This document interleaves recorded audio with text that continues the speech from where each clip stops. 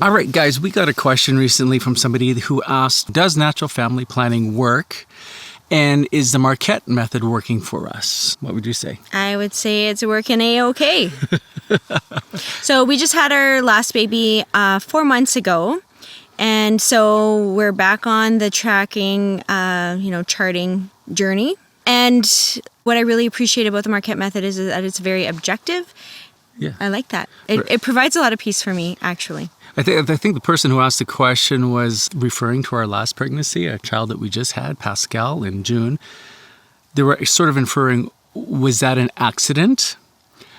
And was the Marquette Method working? Was that a surprise? And so I just want to address that. First of all, when it comes to sexual intimacy, and there's a union between man and woman, and the woman takes a pregnancy test and then goes to the doctor, she doesn't say, how did this happen?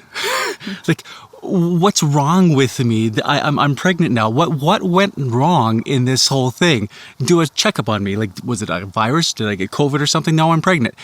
When a man and woman have sexual intimacy and it results in the conception of life, something didn't go wrong.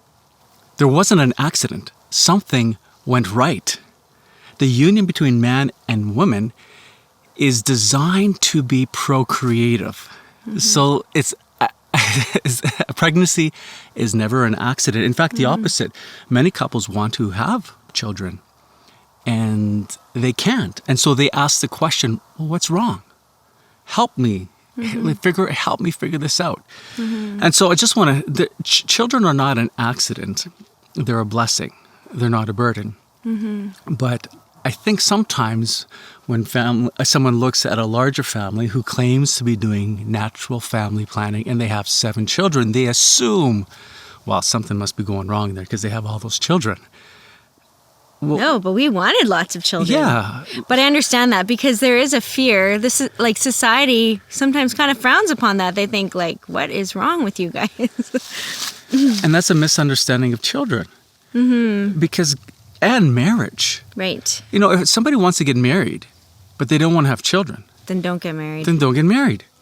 It's like they come part and parcel. They go together. Yeah. Or somebody wants to get married, but just wants to continue this dating lifestyle.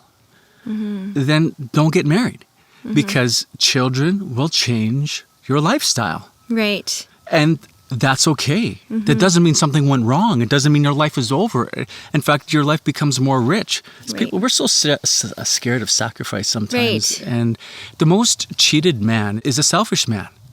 And so when we want to get married and say, oh, no, but I don't want children because I don't want that to interfere with my hopes and my dreams and our lifestyle as a couple, that's selfishness. Right. And one is cheating themselves and their marriage. You're going to say something. Well, I was just going to mention, I was going through the effects of the grace of the sacrament of matrimony with the children yesterday. It was part of some schoolwork that they were getting done. And it was really actually quite beautiful. It was talking about how the first effect of grace is the sanctity of the husband and wife. Like that's one of the effect of the sacrament. The second effect was to give the couple grace to bear with one another's shortcomings. And some needs more grace than others. And then the third one, which I heard was actually probably one of the most important one, was actually to raise the children in the faith. And so it's not like whether or not you have children, but it's like when you have children, obviously not everybody is able to. That is one of the effects of the sacrament, is to raise the children in the faith. And I think sometimes there's a hesitancy sometimes with some people to have children because it's an unknown. Especially your first child, what is that going to be like? How is our life going to change? And that's okay to wonder those things.